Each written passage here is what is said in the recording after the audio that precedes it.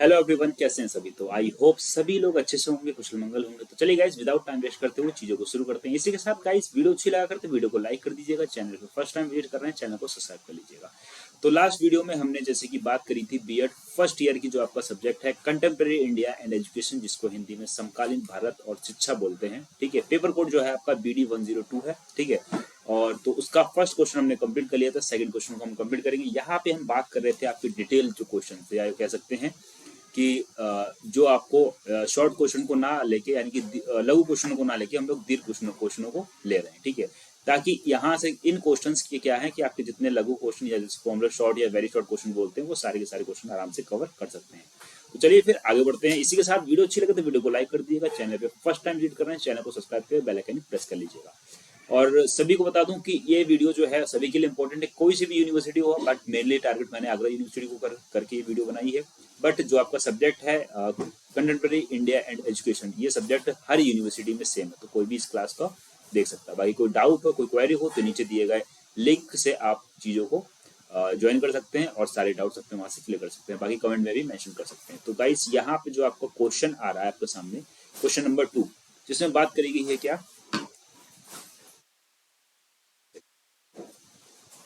जिसमें बात करी गई है बौद्धकालीन शिक्षा की व्यवस्था को उसकी विशेष सहित समझाइए। यानी कि बौद्धकालीन शिक्षा से रिलेटेड किस किस तरीके से आपके प्रश्न बनेंगे एग्जाम में। तो ये क्वेश्चन जो है इसमें आपको बता दूं, ये प्रीवियस क्वेश्चन ही उठा के उन्हीं को मैंने यहाँ पे डिटेल में समझाया हुआ है। ठीक है, और किस तरीके से आपको लिखना, तो सेम एज इट इज जैसे मैंने यहाँ लिखा है इसी तरीके की लिखने की कोशिश करिएगा। ऐसे पॉइंट बना बना के, हेडलाइंस को डाल डाल के, तो यहाँ से क्या होता है, एक अलग इम्पैक्ट पड़ता है। ठीक है, तो सेकंड क्वेश्चन इसी में या इसी से रिलेटेड जो क्वेश्चन बनेगा वो आपको बन सकता है कि बौद्ध काल में गुरु शिष्य संबंध पर प्रकाश डालिए। यानी गुरु और शिष्य का संबंध किस तरीके से बौद्ध काल में। ठीक है, थर्ड क्वेश्चन इसी में बन सकता है आपका बौद्धकालीन शिक्षा के विकास पर निबंध लिखिए। तो क्वेश्चन जो है ना बौद्धकालीन से बनता है, तो इस तरीके से बनता है। तो क्वेश्चन किसी भी बौद्धकालीन से कोई भी क्वेश्चन आए तो आप इसको आराम से उसमें मेंशन कर सकते हैं, आराम से लिख सकते हैं। ठीक है, और यहाँ पे जो अगर उत्तर की मैं बात करता हूँ, तो सबसे पहले आपको हेडलाइन यहाँ पे डालनी है। वो हेडलाइन क्या डालनी है, बौद्ध शिक्षा प्रणाली की विशेषता, यानी कि इसकी क्या क्या विशेषताएं। सबसे पहले विशेषता की बात करूंगा, यानी कि characteristic of the Buddhism education, यानी कि उनकी शिक्षा की क्या क्या विशेषताएं थी, उसके बारे में बात करते हैं। थोड़ा सा एक कलर चेंज करता हूँ, थोड़ा इम्पैक्ट आएगा अपना। तो ठीक है,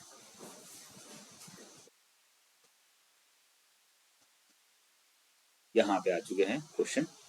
तो यहाँ पे जो आप लोग देख रहे होंगे कि बौद्ध शिक्षा प्रणाली को निम्नलिखित विशेषताएं थी। ठीक है, इसकी अलग अलग विशेषताएं थी। कौन कौन सी विशेषताएं, उसके बारे में मैं बात करूंगा। और मैं कैमरे को ऑफ कर देता हूं, क्योंकि यहाँ पे जो चीजें हैं वो थोड़ी सी हाइड हो रही हैं। बाकी जब बात करेंगे हम लोग तब उस चीज को वापस ले लेंगे। तो यहाँ पे मेरे ख्याल से सारी चीजें दिख रही होंगी। तो यहाँ पे जो बात करी गई है क्या, कि बौद्ध शिक्षा के प्रमुख केंद्र संघ थे, यानी कि जो प्रमुख केंद्र थे वो संघ थे। जिस प्रकार वैदिक युग में संस्कृत के केंद्र यज्ञ, ये उसी प्रकार बौद्ध कालीन में संस्कृत तथा शिक्षा के केंद्र संघ थे। बौद्ध धर्म का विकास भी संघों के रूपों में भी हुआ था। संघ में ही श्रमणों को धार्मिक और सांसारिक शिक्षा प्राप्त करने का अधिकार था। ठीक है, अपने संघ से पृथक स्वतंत्र रूप से शिक्षा ग्रहण करने का अन्य कोई अवसर नहीं था। यहाँ पे अन्य कोई अवसर ठीक नहीं था। ठीक है, आगे बात करते हैं। धार्मिक ब्राह्मणों को ही विद्या प्राप्त करने तथा उसका प्रयास करने का एक अधिकार था। ठीक है, आगे बात करते हैं सेकंड पॉइंट में। तो सेकंड पॉइंट में मेरे ख्याल से यहाँ पे समझाने के लिए इतना कुछ नहीं था। इसको पॉइंट में इजीली सिंपल सी लैंग्वेज है। बाकी जहाँ पे लगेगा मेरे को वहाँ पे मैं डिटेल में उस चीज को उस पर चर्चा करूंगा। सेकंड पॉइंट आप में लिख सकते हैं कि बौद्ध शिक्षा की व्यवस्था को दो प्रकार में डिवाइड किया। ये थोड़ा सा पॉइंट ध्यान रखिएगा कि जो बौद्धकालीन शिक्षा की एजुकेशन पॉलिसी है उन लोगों ने दो तरीके से उसको डिवाइड कराया गया। कौन कौन से तरीकों को, तो एक सार्वजनिक प्रथम प्राथमिक शिक्षा और दूसरी उच्च शिक्षा। दोनों स्तरों की शिक्षा मठों में दी जाती है। अब एक चीज ध्यान रखिएगा कि जैसे वैदिक कालीन, जो लास्ट वीडियो में मैंने 2 वीडियोस में कवर किया है वैदिक कालीन को, ठीक है, तो वहां पे जो है आश्रम बोले जाते थे। ऐसे ही बोल सकते हैं बौद्ध काल में जो स्कूल होते हैं उनको मठ बोला जाता है, यानी ठीक है। तो ध्यान रखिएगा इस चीज का, मठ ही शिक्षा का केंद्र थे। यह प्रकार से मठ ही शिक्षा संस्थाएं थी। ठीक है, यानी सब कुछ मठ से ही होता था प्रारंभ, और वहीं से सारी चीजें चलती थी। आगे बात करते हैं। प्राथमिक शिक्षा का स्वरूप पहले पूर्णतः धार्मिक था, किंतु कालांतर में ब्रह्ममणि शिक्षण संस्थाओं से टक्कर लेने के लिए उनमें लौकिक शिक्षा की भी समावेश हो गया। ठीक है, प्राथमिक शिक्षा 3 वर्ष की आयु में आरंभ होती थी, यानी कि सबसे पहली जो शिक्षा होती थी वो 3 वर्ष से शुरुआत हो जाती थी इसमें, तो उस चीज का थोड़ा सा ध्यान रखिएगा। ठीक है, आगे बात करते हैं। विद्यार्थी को 49 अक्षर वाली सिद्धि वस्त का पुस्तक का करना पड़ता था, मतलब पुस्तक पढ़ना पड़ता था, यहाँ पे थोड़ा सा मिसप्रिंट हो गया है। ठीक है, आगे बात करते हैं। बाद में उसके व्याकरण यानी कि जो ग्रामर था, यानी कि इसको शिल्प विद्या, आर्ट्स या चिकित्सा, ठीक है, या तर्क शास्त्र, ठीक है, या दर्शन आदि, यानी कि इंग्लिश में ग्रामर बोल सकते हैं, आर्ट्स हो गया, ठीक है, और इस तरीके से लॉजिकल हो गया और फिलोसफी हो गया, तो ये सारे के सारे सब्जेक्ट थे इनके में। ठीक है, आगे बात करते हैं। विद्याओं का अध्ययन प्राप्त कराया जाता था। प्राथमिक शिक्षा में सार्वजनिक इसलिए माना जाता था कि इसे करने का अधिकार बौद्ध भिक्षुओं को नहीं, वरन ग्रस्त तथा अन्य बौद्ध धर्मावलंबियों को भी था, यानी कि जो बौद्ध भिक्षु थे उनको था ही, उसके अलावा जो घर पे रहते थे उन लोग को भी था इस चीज के बारे में। ठीक है, शिक्षा का माध्यम जनसाधन की भाषा पाली थी, ये ध्यान रखिएगा। बौद्ध कालीन में जो भाषा थी वो उनकी पाली भाषा थी, संस्कृत नहीं थी, ये ध्यान रखिएगा। और संस्कृत कहाँ थी? तो वैदिक काल की संस्कृत भाषा थी, तो ये पॉइंट थोड़ा ध्यान रखिएगा। ठीक है, आगे बात करते हैं।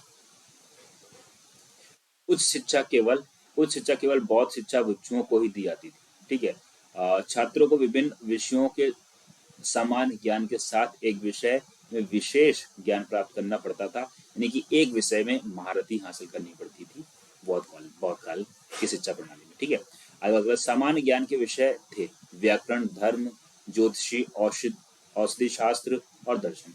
इन्हीं में से एक में विशेष योग्यता प्राप्त करना था आवश्यक थी, यानी एक योग्यता प्राप्त करनी आवश्यक थी। आगे बात करते हैं। उच्च शिक्षा के केंद्र थे, ठीक है, जैसे नालंदा हो गया, तक्षशिला हो गया, विक्रमशिला हो गया, वल्लभी और औदतपुरी नदियां, अमरावती, सारनाथ, यानी कि ये सारे यहाँ पर इनके क्या थे, तरीके से मठ थे। ठीक है, इन सारी जगह पे उच्च शिक्षा के लिए इन केंद्रों का संचालन प्रधान शिक्षा के अधीन होता था और विभिन्न विषयों के महो अध्याय इस काम में उसकी सहायता करते थे। यद्यपि राज्य और धनिक वर्ग इन केंद्र को वित्तीय सहायता देते थे, यानी कि जो राज्य में जो लोग अमीर थे, यानी जो बिजनेसमैन थे उस टाइम पे, या उस टाइम पे जमींदार वगैरह होते थे, ठीक है, तो वो सब लोग इसमें इन लोग को एक तरीके डोनेशन देते, जैसे आज के टाइम पे ट्रस्ट वगैरह होते हैं, तो ट्रस्ट को जो डोनेशन कोई भी दे सकता है, तो वही सारी चीजें थी। ठीक है, फिर भी संचालन में पूर्ण स्वतंत्र थे। संचालन पूरी तरह से जनतांत्रिक था, यानी कि जनता ही उन्हें देती थी, ध्यान रखिएगा इस चीज का। बौद्धकालीन शिक्षा की व्यवस्था, अब इनकी क्या क्या व्यवस्था थी उसके बारे में बात करते हैं। जैसे हमने बात करी बौद्धिक शिक्षा, प्राथमिक शिक्षा और उच्च शिक्षा, तो 2 पार्ट में बात करेगी। पहला पॉइंट ये है, तो कौन कौन से 2 पार्ट्स में, एक प्राथमिक शिक्षा होगी, उच्च शिक्षा होगी, इसको मैंने थोड़ा सा इस तरीके से समझाने की कोशिश करी है। ठीक है, इसमें क्या क्या चीजें आएंगी, हमारी धार्मिक दर्शन जो पाठ्यक्रम, वो क्या क्या धार्मिक दर्शन आएगा, और क्या है लौकिक। ठीक है, इसमें जो आपके पाठ्यक्रम है वो क्या क्या है, तो ध्यान रखिएगा। उच्च जो मैं बात करता हूँ पहले प्राथमिक शिक्षा की, तो प्राथमिक शिक्षा में धार्मिक दर्शन है और लौकिक है। लौकिक में 4 तरीके डिवाइड करा गया, एक व्याकरण में, शिल्प विद्या में, चिकित्सा में और तर्क शक्ति में। ऐसी उच्च शिक्षा के अंदर पाठ्यक्रम जो आएगा वो कौन कौन सा आएगा, आपका व्याकरण आएगा, ज्योतिषी आएगा, धर्म आएगा, औषध शास्त्र आएगा और दर्शन आएगा, ये सारी चीजें। ठीक है, नेक्स्ट थर्ड पॉइंट को देखते हैं। 2 पॉइंट हम तो कंप्लीट कर चुके हैं। विद्या पाने का अधिकार, किस किस को विद्या पाने का अधिकार था, तो सभी जातियों को। यहाँ पे इन्होंने जो बौद्ध काल था, यानी कि बौद्ध काल में सभी को शिक्षा, यानी किसी वर्ग का, किसी भी जाति का, सभी को शिक्षा समान तौर पर दी जाती, तो सभी जातियों, सभी वर्गों के व्यक्तियों को शिक्षा संस्था में प्रवेश पाने का अधिकार था। यद्यपि विद्यार्थियों में अधिक प्रतिशत संख्या ब्राह्मण तथा क्षत्रिय वर्ग के लोगों की होती थी, बट इसमें जो कहा कि ज्यादातर जो लोग होते थे वो ब्राह्मण जाति के होते थे और क्षत्रिय जाति के होते थे। ठीक है, फिर भी चांडाल पुत्रों को छोड़कर अन्य सभी लोगों, जैसे दर्जी, मछुआरे, व्यापारी, राजा अथवा कुलीन व्यक्तियों की संख्या भी कम ना थी। यानी कि एक जात थी यहाँ पे जो कौन सी थी, चांडाल। चांडाल एक तरीके से जो को समझना चाहें तो आप लोग समझ सकते हैं, शमशान घाट में जाते हैं तो उस टाइम पे जो भी उस टाइम की जैसे जो भी डेड बॉडी होती है और जो भी वो वस्त्र वगैरह पहने होती है, जो कुछ होता है उनका, तो वो सब कुछ उन लोग को दे देते हैं। तो वहाँ पे जो लोग रहते हैं, जैसे क्रियाक्रम करते हैं, सारी चीज़ों की तैयारी करते हैं, ठीक है, तो वो सारा काम जो होता है वो चांडाल का काम की तरीके से बोलते हैं। तो यहाँ से आप समझिएगा, ठीक है। जैसे बहुत सारे लोग होते हैं कि उसका बहुत सारी चीज़ें होती हैं उनके साथ में, तो लोग वहाँ के जो लोग होते हैं उनको, तो उन लोग, वो जो जाति होती है उस जाति को हम लोग चांडाल बोलते हैं, ठीक है। ये चीज़ समझ में आ गई होगी। विद्या अध्ययन करने की आयु, आयु क्या थी? माता पिता की अनुमति लेकर छात्र इन बौद्धकालीन शिक्षण संस्थाओं में 8 वर्ष की आयु में प्रवेश करता था, ठीक है, 8 वर्ष में आता था। प्रवेश प्राप्त छात्र प्रवेश प्राप्त छात्र श्रमण अथवा सामनेर या नवशिष्य कहलाता था, ठीक है। ब्राह्मण के रूप में 12 वर्ष एक शिक्षा ग्रहण करता था। 20 वर्ष का होने पर भिक्षु कहलाता था। 20 वर्ष का होने पर यानी कि सारी की सारी शिक्षा उसकी कंप्लीट हो जाती थी, ठीक है। आगे बढ़ते हैं। अब बात करते हैं शिक्षा की चयनात्मकता। तो यद्यपि शिक्षा प्राप्त करने के लिए शिक्षण संस्थाओं के द्वारा सभी जातियों अथवा वर्गों के लोगों के लिए खुले थे, कोई भी आ सकता था, कोई पढ़ सकता था, ठीक है, फिर भी उनका चुनाव किए बिना किसी को संस्था में प्रवेश नहीं मिलता था, ठीक है, ध्यान रखिएगा। यदि किसी छात्र के नीचे लिखी कमियों में से कोई भी होती थी तो उसको प्रवेश नहीं दिया था, यानी कि ये कमियां जो अगर होती थी तो उसको प्रवेश नहीं दिया था। कौन कौन सी कमियां हैं, तो ये पॉइंट्स को थोड़ा सा ध्यान रखिएगा। यदि छात्र का कोई अंग विकारपण हो, खराब वगैरह हो, यदि छात्र में कोई विशेष अंग ना हो, ठीक है, और यदि छात्र नपुंसक हो, यदि वह कोढ़ी अथवा क्षय रोग से ग्रस्त हो, यानी कोई बीमारी हो तो भी नहीं लेते थे।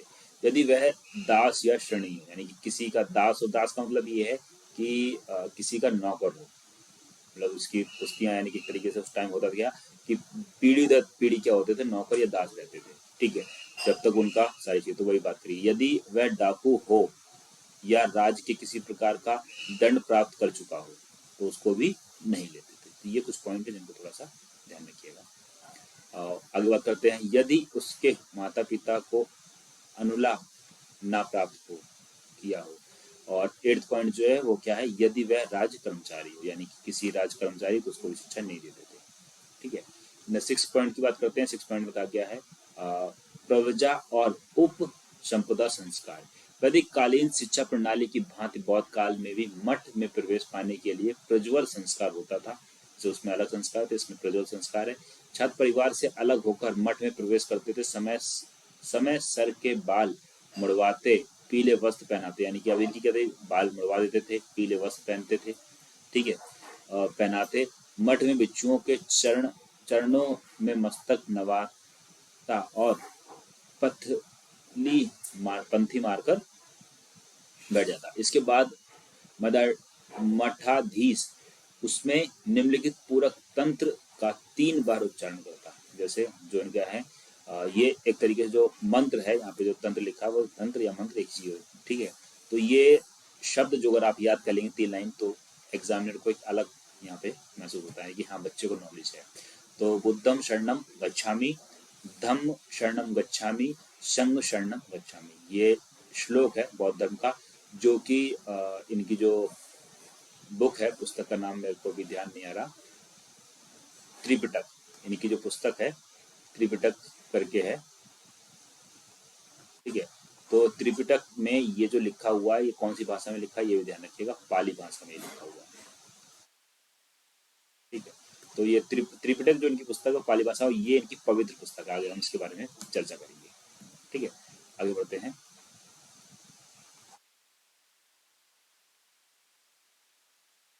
बात करते हैं थोड़ा सा।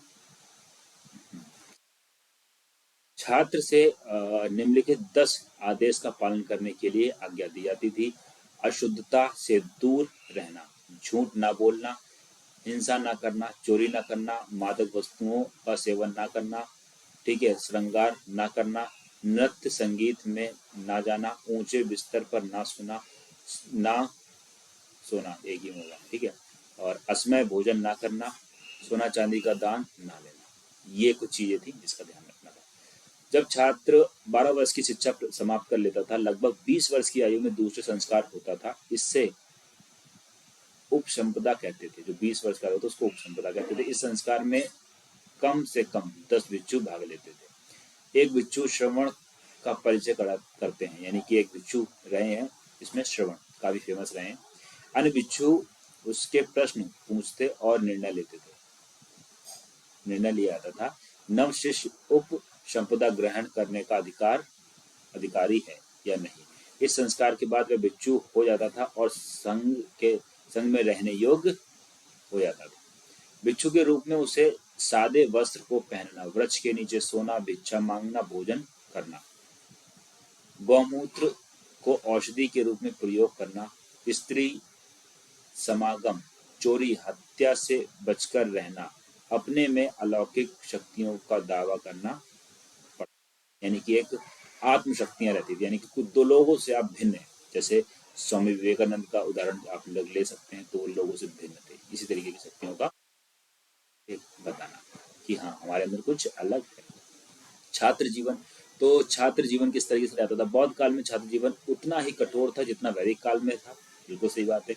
ब्रह्मचर्य जीवन, स्नान, भोजन, वस्त्र और भिक्षाटन, अनुशासन संबंधी नियम अत्यंत कठोर थे। बहुत ज्यादा कठोर नियम थे उस टाइम के। कभी जो इसको डिटेल में पढ़ना तो पता लगेगा कि ये चीजें कितना। ब्रह्मचर्य का पाठ करना कहते हैं आज के टाइम पे तो मैं कह सकता हूँ कि 100% में से ठीक ब्रह्मचर्य का पाठ सिर्फ 1% लोग कर पाते हैं। ठीक है, बहुत कम। अब जैसे जैसे धीरे धीरे जैसे जैसे आप सभी को मालूम होगा कि हिंदू धर्म में गीता का प्रचार प्रसार खूब हो रहा है, लोग खूब बढ़ चढ़ के सीखते। ठीक है, तो यहाँ से जब लोग अध्यात्म की तरफ वापस आ रहे हैं तो चीजों में आ रहा है। बाकी देखा जाए तो ये चीजें भी काफी हद तक सही। कोई भी धर्म है, कोई भी ग्रंथ है, सारी चीजें अच्छा ही कुछ ना कुछ सिखाते हैं। कोई भी गलत धर्म नहीं होता, कोई भी गलत चीज नहीं होती। ठीक है, आगे बात करते हैं। स्नान करते समय छात्र अपने शरीर को हाथ से मल सकता था, लेकिन किसी और वस्तु से शरीर रगड़ना वर्जित था। मतलब सिर्फ अपने हाथों का उपयोग करना साफ करने के लिए। भोजन सादा होता और दिन में 3 बार मिलता। छात्र को कम से कम वस्त्र पहनकर काम चलाना पड़ता था। ये वस्त्र प्रायः संख्या में 3 होते थे। प्रातः काल उठकर शौचादि से निवृत्त हो भिक्षाटन को जाना पड़ता था। भिक्षा मौन होकर मांगी जाती थी और उतनी ही ली जाती थी जितनी आवश्यक हो। ज्यादा भिक्षा भी नहीं ले सकते। ये कुछ इनके रूल्स थे जो काफी ज्यादा हार्ड थे, ध्यान रखिएगा। अनुशासन किस तरीके से, अनुशासन के बारे में बात कर लेते हैं। तो प्रत्येक छात्र के लिए निम्नलिखित बातें वर्जित थी। संपत्ति रखना, शरीर को सजाना, व्यर्थ की बातें करना, खेल तमाशा देखना, फूल पत्ती व पौधों को चोट पहुंचाना। यदि छात्र निर्देशों का पालन नहीं करता तो उसे दंड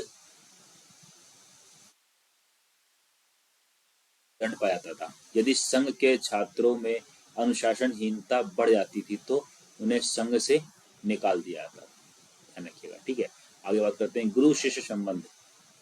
गुरु शिष्य का संबंध किस तरीके से होता था उसके बारे में बात करते हैं। वैदिक काल की तरह बौद्ध काल में भी गुरु शिष्य का संबंध अत्यंत मधुर होता था। छात्र गुरु की श्रद्धा करता था। गुरु छात्र को पुत्र व्रत स्नेह करता था। कई वर्ष तक एक साथ रहने के कारण दोनों में एक दूसरे के प्रति स्नेह, निर्भरता और प्रेम विकसित हो जाता था। गुरु वही हो सकता था जो कम से कम वर्ष तक स्वयं भिक्षु रह चुका हो। गुरु का आचरण शुद्ध, विचार पवित्र होते थे। उसमें अपने छात्रों का आध्यात्मिक मार्ग निर्देशन करने की क्षमता होती थी। शिष्य की देखभाल की पूरी जिम्मेदारी आएगा। ठीक है, पूरी जिम्मेदारी उपाध्याय की होती थी। सारी की सारी जिम्मेदारी उपाध्याय की होती थी। शिक्षा में शिष्य के बीमार हो जाने पर उपाध्याय उसकी सेवा शुश्रूषा करता था। शिष्य भी अपने उपाध्याय के प्रति कर्तव्य में सृजन रहता था। पहले गुरु से पहले उठता, गुरु के लिए हाथ मुंह धोना और स्नान करने के लिए जल व्यवस्था करना, स्वयं गुरु के सोने बैठने के स्थान की सफाई करना, बर्तन को साफ करना, भिक्षा मांगने के लिए गुरु के साथ जाता, गुरु के लौटने पर उनके लिए भोजन का प्रबंध करना, ये सारी की सारी चीजें थी।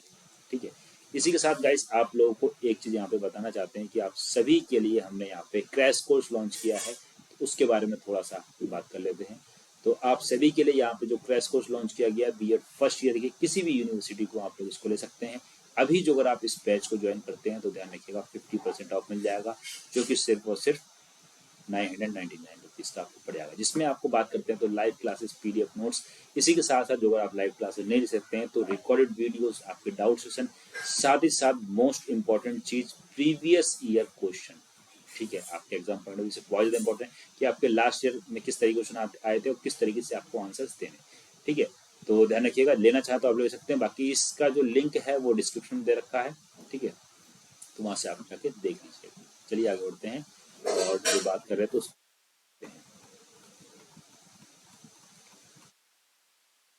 तो पाठ्यक्रम, तो 9th पॉइंट में आप लोग पाठ्यक्रम के बारे में बता सकते हैं। वैदिक काल की तरह बौद्धिक कालीन शिक्षा प्रणाली के पाठ्यक्रम में लौकिक तथा धार्मिक दोनों प्रकार के विषय रखे जाते थे। भिक्षु तथा भिक्षुणियों के लिए धार्मिक विषयों का अध्ययन अनिवार्य था। उन्हें बौद्ध धार्मिक साहित्य त्रिपिटक, अब देखो ये आ गई, त्रिपिटक जो है इनकी क्या है, बुक है। जैसे हिंदू धर्म की गीता है, और मुस्लिम धर्म की जो अगर बात करते हैं तो बाइबल, सॉरी कुरान है, और ईसाई धर्म की बात करते हैं तो बाइबल है। उसी तरीके से बौद्ध धर्म की जो है वो क्या है, त्रिपिटक है। ठीक है, आदि का अध्ययन कराया जाता था। बौद्ध धर्म के अतिरिक्त जैन धर्म, हिंदू धर्म, वही सारी चीजों को आ गई। ठीक है, दर्शन, आध्यात्मिक शास्त्र, तर्क शास्त्र का भी ज्ञान दिया जाता था। भिक्षुओं को इसके अतिरिक्त मठों तथा विहारों के निर्माण की व्यवहारिक ज्ञान भी दिया जाती थी, किस तरीके से मठों का निर्माण करना है और सारी चीजों को करना है। ठीक है, आगे बात करते हैं। पाठ्यक्रम में लौकिक विषयों को रखने का उद्देश्य सामान्य स्त्री पुरुष को अच्छे नागरिक बनाना तथा उनकी भावी जीवन के लिए तैयार करना। अतः इस पाठ्यक्रम में इस पाठ्यक्रम में विविध प्रकार की कला, जैसे कौशल हो गई, शास्त्रार्थ हो गया, सारथी हो गया, विद्या हो गया, मंत्र होगी, मंत्र विद्या हो गया, धनु विद्या हो गया, संगीत हो गई, चिकित्सा हो गया, औषधि हो गई, औषधि विज्ञान हो गया, कानून हो गया, राज व्यवस्था हो गई, प्रशासन हो गया, नहीं, इस सारी चीजों पे काम करते थे। विषयों का समावेश किया जाता था। बौद्ध कालीन शिक्षा सैद्धांतिक तथा व्यवहारिक दोनों प्रकार से, यानी कि इसके कुछ सिद्धांत भी थी और व्यवहार के अकॉर्डिंग दोनों तरीके से काम करती थी। आगे यहाँ पे 9 पॉइंट हम लोग कंप्लीट कर चुके हैं। एग्जाम में बिल्कुल सेम इसी तरीके से आपको लिखना है, जब तक पॉइंट बना के नहीं लिखेंगे एग्जाम में आपको नंबर नहीं देगा, ध्यान रखिएगा। ठीक है, आगे बात करते हैं शिक्षण विधियां। अब इसकी शिक्षण विधियां क्या थी। बौद्धकालीन शिक्षा प्रणाली में जिनको गुरु अथवा उपाध्याय अध्यापन विधियों का अनुसरण करते थे, जिनको वैदिक काल गुरुओं में प्रयोग में लाया जा सकता था। ठीक है, शिक्षा शुरू अब भी मौखिक ही है था। प्रवचन, भाषण देना, ठीक, इसको बोलते हैं श्रवण, मनन और कंठस्थीकरण आदि मानसिक क्रियाओं का ही सहारा लिया जाता था। फिर भी बौद्ध शिक्षा पद्धति में प्रश्नोत्तर विधि, वाद विवाद प्रणाली और व्याख्या का अधिक जोर दिया जाता था। इस समय लेखन कला का आविष्कार हो चुका था, इसलिए कहीं कहीं पुस्तक आधारित अध्ययन विधि भी चालू थी, यानी कि पुस्तकें भी मिलने लगी थी। ठीक है, पुस्तक से ही पढ़ाना शुरू कर चुके थे। आगे बात करते हैं। भिक्षुओं को अपने ज्ञान की वृद्धि देशांतन, प्रकृति निरीक्षण द्वारा करने की छूट प्राप्त थी। छात्रों को देशांतन के लिए ले जाया जाता था, प्रकृति निरीक्षण के अवसर दिए जाते थे। समय समय पर भिक्षुओं के सम्मेलन होते थे, जिनमें विशेषज्ञों को आमंत्रित किया जाता था ताकि छात्र उनमें भाषणों के लाभ उठा सकें। आगे बात करते हैं शिक्षा का माध्यम। तो शिक्षा का माध्यम कैसा था। शिक्षा का माध्यम वैदिक काल में शिक्षा का माध्यम संस्कृत भाषा ही थी। उत्तर वैदिक काल में जब अनेक जन भाषाओं का विकास हो गया, तब भी संस्कृत माध्यम के रूप में अपनाई गई। इसलिए शिक्षा जन साधन से दूर हो गई, लेकिन बौद्ध काल में संस्कृत के साथ अनेक भाषाओं को भी शिक्षा का माध्यम मानकर शिक्षा दी जाने लगी। वैदिक साहित्य, शास्त्र, पुराण आदि का अध्ययन संस्कृत के माध्यम से, तब बौद्ध साहित्य और लौकिक विषयों का अध्ययन जन भाषा, यानी कि जो उस टाइम की भाषा थी, जनभाषा पाली के माध्यम से की जाती थी। बौद्ध काल में बौद्ध काल में लोक भाषा को भी अधिक महत्व दिया गया। ठीक है, तो ध्यान रखिएगा। देखो, जन भाषा जो बोलते हैं यानी कि वहाँ की जो लोकल लैंग्वेज होती है, यहाँ पर आपस में जो लोग बात करते हैं, ठीक है, उसको आगे बात करते हैं, थोड़ा सा और पॉइंट्स को देखते हैं। अब यहाँ पे बात करेंगे बौद्ध कालीन शिक्षा की आधुनिक शिक्षा में देन, यानी कि आधुनिक शिक्षा में क्या क्या देन रही है बौद्ध कालीन की। तो ध्यान रखिएगा, बौद्ध कालीन शिक्षा प्रणाली की विशेषताएं को आधुनिक शिक्षा प्रणाली में लागू किया जा सकता है। कौन कौन सा, पहले पॉइंट की बात करता हूँ, शिक्षा का मुख्य उद्देश्य चरित्र और व्यक्तिगत का विकास मानना चाहिए। ठीक है। सेकंड पॉइंट में हम लोग उसमें बात कर सकते हैं, शिक्षा पाने का अधिकार सभी को समान रूप मिलना चाहिए, किंतु विद्यालयों में प्रवेश के लिए चयन आवश्यक है, यानी कि उनका एक तरीके से टेस्ट वगैरह लेना जरूरी है। शिक्षा निःशुल्क होनी चाहिए, बिल्कुल सही बात है। फोर्थ पॉइंट, छात्र अध्यापक के संबंधों में स्नग्धता होनी चाहिए। फिफ्थ पॉइंट, व्यक्तिगत शिक्षण पर जोर देना चाहिए, यानी कि हर एक टीचर को हर एक बच्चे पे ध्यान देना चाहिए। ठीक है। सिक्स पॉइंट की बात करते हैं, शिक्षण विधियों में वाद विवाद, प्रश्नोत्तर, विचार विमर्श को स्थान दिया जाना चाहिए। सेवेंथ में, पाठ्यक्रम सैद्धांतिक एवं व्यवहारिक दोनों प्रकार का होना चाहिए। एट पॉइंट, शिक्षा का माध्यम मातृभाषा और क्षेत्रीय भाषा होना चाहिए। ठीक है, आगे कुछ पॉइंट्स को और देख लेते हैं। नाइन्थ पॉइंट जो आपका आएगा, छात्र जीवन नियमित तथा अनुशासनहीन होना चाहिए, यानी कि ये नहीं कि आप कभी भी उठ रहे हैं, कभी भी पढ़ रहे हैं, कभी भी सो रहे हैं, कभी भी खा रहे हैं, मतलब एक व्यवस्थित टाइम टेबल। जैसे स्कूल में आते थे तो एक व्यवस्थित टाइम टेबल होता था कि इस टाइम ये सब्जेक्ट आएगा, फिर इस टाइम पे लंच होगा, उस टाइम पे छुट्टी होगी, उसी तरीके की बात करेगी यहाँ पे। ठीक है, तो यहाँ पे आपकी सेकंड क्वेश्चन कवर हो चुका है। थर्ड क्वेश्चन जो आपका है जिसमें बात करेगी बौद्ध शिक्षा का मूल्यांकन कीजिए, यानी कि उसकी शिक्षा का मूल्यांकन करेंगे हम लोग।